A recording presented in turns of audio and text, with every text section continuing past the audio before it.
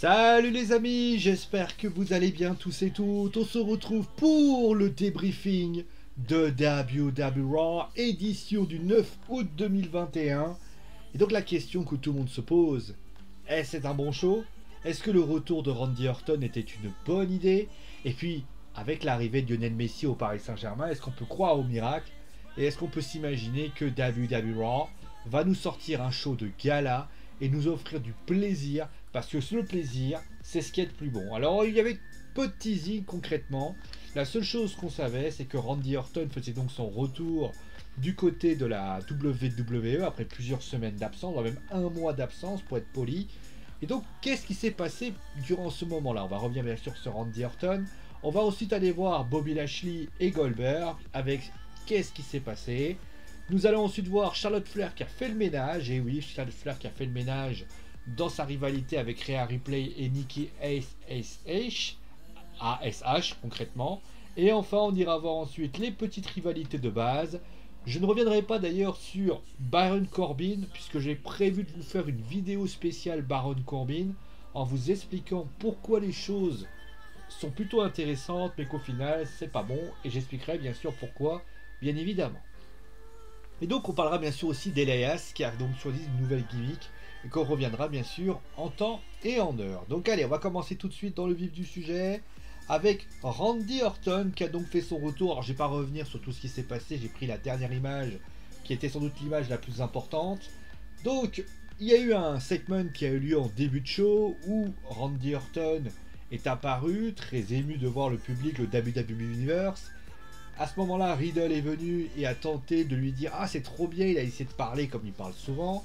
Randy Orton lui a dit qu'il ne voulait plus être en équipe avec lui, que ça ne l'intéressait pas. Il a expliqué que clairement, il n'avait pas intérêt à rester avec lui, qu'il dégage. D'ailleurs, AJ Styles et Omos sont venus. Ils ont commencé à provoquer Randy Orton. Randy Orton, d'ailleurs, a provoqué AJ Styles, ce qui a donné le main event. D'ailleurs, pour info, Randy Orton, à ce moment-là, eh bien, a vu Riddle au sol et n'a absolument pas réagi. Durant les coulisses, Riddle s'est exprimé, Randy Orton s'est exprimé. En clair, il a essayé voilà, de faire telle chose. Et puis, s'est passé le main event. Randy Orton faisait face à AJ Styles. Et donc, concrètement, eh bien, le match, Riddle l'a aidé, Randy. Il y a eu un début de câlin. Tout le monde a cru à la team RK Bro. Et puis à ce moment précis, il y a eu un RKO qui a été porté sur Riddle. Et à ce moment-là, Randy Orton était tout hilar, pour ainsi dire. Alors, clairement, c'était normal que que le show tournait autour d'eux, puisque c'était un petit peu le moment le plus intéressant. On allait savoir si Randy Orton allait faire équipe avec Riddle, ou pas faire équipe avec Riddle, l'un comme l'autre. Déjà au niveau du match et au niveau du segment, moi j'ai trouvé que le segment entre Riddle, Orton que j'ai trouvé très très bon encore une fois au niveau de son personnage, au niveau de ce qu'il avait à faire. Riddle aussi est très sympathique, honnêtement il a son personnage qui est parfois un poil agaçant mais qui reste quand même sympatoche à suivre. Et donc concrètement c'était pas mal. Le match en lui-même contre AJ était plutôt intéressant aussi, moi j'ai plutôt apprécié ça. Maintenant, beaucoup de gens ont sans doute imaginé que ce RKO que vous voyez en ce moment exécutait finalement le heel turn de Randy Orton. Moi je vais attendre la semaine prochaine. Je vais attendre la semaine prochaine parce que je pense que Randy, je trouve qu'il y a eu ce petit sourire béat après le RKO où j'ai quand même le sentiment que c'était un RKO à la Stone Cold Steve Austin. C'était genre, bah don't trust anybody. Je veux pas. Il le dit lui-même d'ailleurs. D'ailleurs, il y a des trucs qui vont pas. C'est-à-dire, le mec arrête pas de lui expliquer qu'il ne veut pas de Riddle en tant que team, qu'il aime travailler tout seul. Et au final, à la fin, il se met en équipe. Alors ça aurait été un très beau happy end, mais ça n'aurait pas été Randy Orton, si vous voulez. Vous voyez, par exemple, quand DX se reforme en 2006, il y a comme qui dirait quelque chose. Là, franchement, je trouve que, clairement, voilà, si... Moi, je trouve que, voilà, ça tient pas la route. Et puis, un RKO, juste un simple RKO, Randy Orton, je sais pas, moi je suis Randy Orton, je détruis. Voilà, clairement, moi je suis comme ça, voilà. Ça m'étonnerait pas que la semaine prochaine on en reparle. Que d'ailleurs, même, peut-être un Riddle contre Randy Orton, pourquoi pas. Mais voilà, honnêtement, je suis... Voilà, je suis quand même très surpris de ça. Alors après, attention, on sait qu'il y a des renvois. Je pense pas que Riddle va se faire renvoyer, hein. Est-ce que ça peut signifier tout simplement la dernière semaine de... Tout ça est un peu agaçant puisqu'il y a ces renvois qui sont présents. On peut annoncer aussi Riddle se faire renvoyer, mais je comprendrais pas pourquoi. Pourquoi faire à Arkeo? Moi, je comprendrais pas. Voilà, clairement, c'était en première ligne, c'était en main event. Tu fais ça en petit catimini quand t'as pas envie de te prendre la tête. Voilà. Donc c'était un bon segment et un bon match, mais bon, on va voir comment ça se passe. Ensuite, on a eu donc, durant l'émission, un discours de Bobby Lashley et de MVP. D'ailleurs, je trouve, dans les segments de MVP, je trouve que MVP ne joue pas suffisamment avec la foule. Je trouve qu'il pourrait largement plus parler avec la foule, alors qu'il passe son temps à parler à lui-même. Le public peut le siffler, le public peut le chambrer, le public peut l'embêter. On a l'impression qu'il est focus sur ce qu'il dit. Alors peut-être parce qu'il récite un texte qu'il veut pas se faire embêter. Bon, je sais pas, hein. Mais en tout cas, MVP, je le trouve trop. D'ailleurs, un truc pas mal, c'est que Bobby Lashley, lui, s'est bien exprimé. Il a dit sauf le You're not the next, you're done. C'est plutôt bien pensé, le segment est plutôt intéressant. Mais encore une fois, on va pas au fond de ses idées. On va pas au fond des idées. Et c'est dommage. Je regarde d'ailleurs sur Baron Corbin pour vous dire à quel point, voilà, pareil. Il y a des idées, il y a des choses à mettre en place. Mais malheureusement, les idées, elles ne sont pas assez mises en avant. Et c'est dommage. Et ça, c'est quelque chose qui est un vrai point faible du côté de la World Wrestling Entertainment. Parce que malheureusement, à chaque fois, la WWE a des idées, mais l'histoire du fils de Goldberg, il soit mentionné, c'est une chose. Mais il va falloir faire plus. Pourquoi le fils de Goldberg? Moi, j'aurais trouvé ça intéressant que Goldberg soit à l'extérieur, en train de parler par Titantron. Et à ce moment précis, je mets en le téléphone parce que vous devez peut-être l'entendre. Et à ce moment précis, vous avez Goldberg qui, concrètement, tu as Bobby Lashley qui est pas sur le ring. Et à ce moment-là, tu découvres concrètement que, eh bien, il s'en est pris à son fils. Voilà une chose. Dominique, quand il a eu la rivalité Brock Lesnar et Mysterio, c'était ça. Alors ça, vous allez me dire, oui, mais le fils de Goldberg, il n'est pas catcheur. Excusez-moi, vous avez juste à le mettre au sol à un moment donné, vous le soulevez comme ça, et vous lui montrez quelque chose. Bon, Goldberg n'était pas là. Peut-être que ça va se passer la semaine prochaine, j'en sais rien. Mais, concrètement, il faut pas laisser les choses... Là, ils ont dû faire un speech en solo parce que Goldberg n'était pas là. C'est le problème d'ailleurs aussi des rivalités avec des personnes qui sont pas tout le temps là. John Cena n'était pas là la semaine dernière, là il est pas là, Goldberg. Attention, hein. Il faut pas non plus que les superstars de la WWE doivent faire des monologues. On a vu, j'ai longtemps fustigé Drew McIntyre qui était parti en Écosse pour faire je ne sais quoi. À un moment donné, voilà, ça c'est la réalité. Ensuite, on a donc parlé de Charlotte Flair qui a donc, d'ailleurs, qui est en body. Ah, voilà, elle est en body, c'est la fête, hein, elle est en body. Et donc, Nikki ASH qui donc affrontait donc Rhea Ripley. Donc Charlotte Flair est venue semer la zizanie causant la disqualification.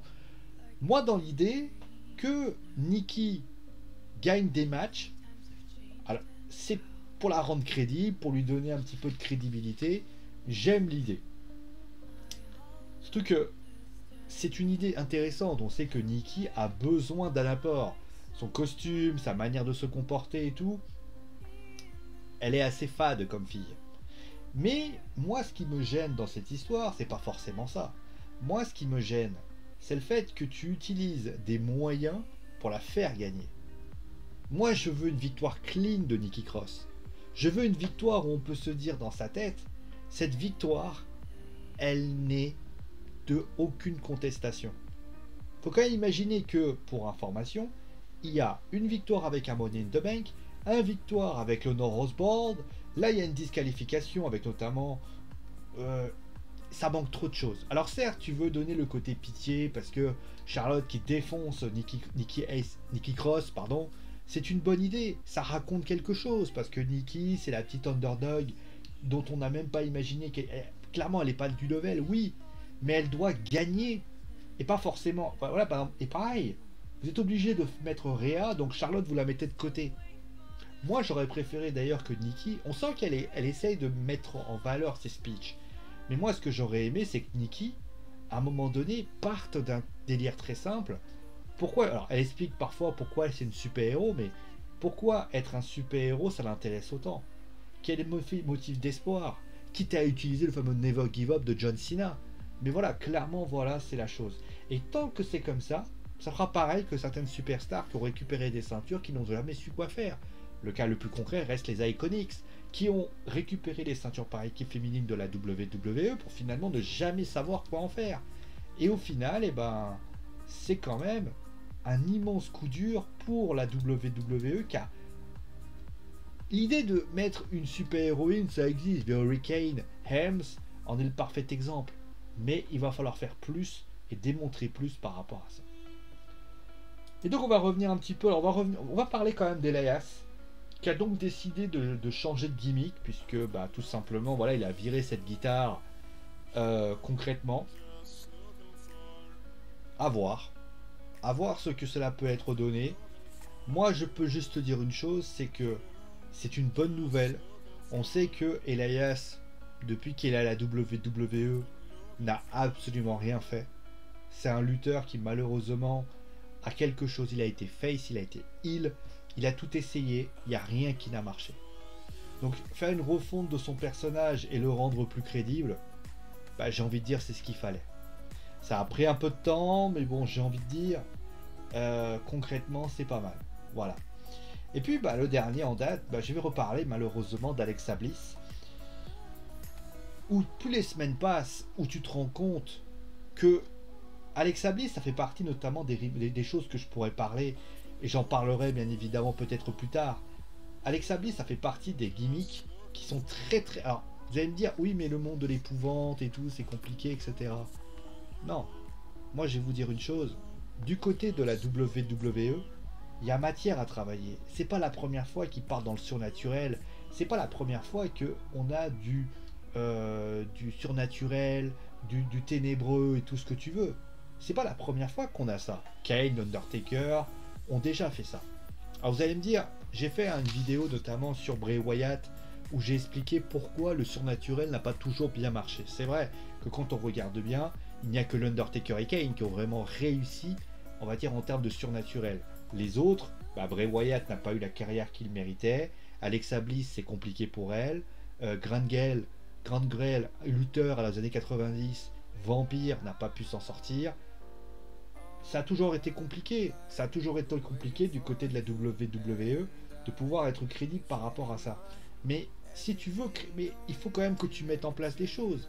Est-ce que la WWE a peur de choquer? Tu vois qu'un pauvre clin d'œil? Non. Joue plutôt sur le côté. Je veux dire, alors certes, t'es en direct et tout ce que tu veux, mais aux dernières nouvelles, essaye de jouer avec un truc tout bête. Joue avec le fait que cette poupée, bah, tu as quand même un truc qui s'appelle Donna Beneviento, alors que j'ai un boosty qui se balade dans ma chambre. Donna Beneviento avec Resident Evil Village, qui est l'archétype typique de ce que la WWE peut s'inspirer. Donna Beneviento, c'est une... Pour information, en plus c'était très intéressant. Les hallucinations. J'ai jamais vu une superstar basée sur le fait de l'hallucination. Jamais. J'ai toujours été, voilà, l'hallucination. Tu vois une poupée qui en fait est en réalité une poupée comme toutes les autres. Mais en fait, comme Alexa Bliss diffuse quelque chose, un parfum ou quelque chose comme ça peut être une réalité. Après tu vas me dire, oui mais comment tu justifies que le parfum il arrive sur le ring et personne ne le voit? Ça peut être une idée. Mais en fait, si, ça peut être une idée. Parce que si nous, tout le monde est pris dans cette hallucination, on peut avancer. Là, c'est une pauvre poupée. Sans offense, hein, parce que la poupée est quand même bien faite, elle est creepy et tout ce que tu veux. Mais de toi à moi, il faut que cette poupée, elle s'imprègne en nous. Pourquoi Donna Beneviento, on était littéralement pris dans le truc? Parce que les hallucinations étaient tellement bien faites que quand Donna Beneviento était en face de nous, c'était la poupée, on se posait même pas la question de savoir si c'était pas une autre personne. Donc voilà, clairement voilà. Et donc, le bilan du show, ben, c'est un show, alors j'ai mis un jeu de mots un petit peu dans le titre, c'est un show arc bof en fait. Il y a pas mal, il y a des choses. Les matchs sont pas mal. Il y avait une petite intensité quand même. Ils ont voulu faire tourner ça autour des Arcade Bro. Pourquoi pas? Mais après, il n'y a rien d'intéressant du reste, quoi. Moi, j'aimerais bien faire un débriefing où je parle de tout. Mustafa Ali et Mansour, on s'en tape. Comment elle s'appelle? Merde, D-Drop ou Deadpool, je sais plus, voilà. Elle, Piper Niven. Ok, elle avec Alexa Bliss, mais était plus focalisée sur l'échec d'Alexa Bliss qu'autre chose. Damien Priest va affronter Sheamus. Ok, ok, pourquoi pas. Ça reste trop léger. Et j'ai malheureusement beaucoup d'inquiétudes par rapport à ça. Ça reste encore un show qui est trop moyen pour WWE Raw. Il va falloir faire mieux que ça. Voilà. Merci à vous de cette submission, portez-vous bien, je vous fais des gros bisous sur le coin de la truffe et je vous dis bien sûr à très vite pour une nouvelle vidéo. Je vous promets, alors, juste pour information, je vais pas vous parler voilà, de Lionel Messi parce que j'en ai déjà parlé. Par contre, je vais tenter de vous faire plusieurs compositions d'équipe avec notamment Lionel Messi, comme ça on va pouvoir justement travailler dessus. Ça peut être une idée, voilà. Je vais vous faire 3-4 compositions d'équipe, je devrais vous faire ça soit demain, soit après-demain, le temps de travailler tout ça. Et puis deuxième chose, je vais vous parler de Baron Corbin, parce que je pense que c'est un sujet qui est intéressant, qui peut être travaillé. Et je vais aussi parler un petit peu d'Alexa Bliss, parce que j'aime beaucoup la tailler, mais justement je vais vous expliquer pourquoi Alexa Bliss, ça ne marche pas. Voilà, merci à vous tous d'avoir suivi l'émission, portez-vous bien, et c'est mon animaux, parce que j'ai dit. Allez, ciao les amis!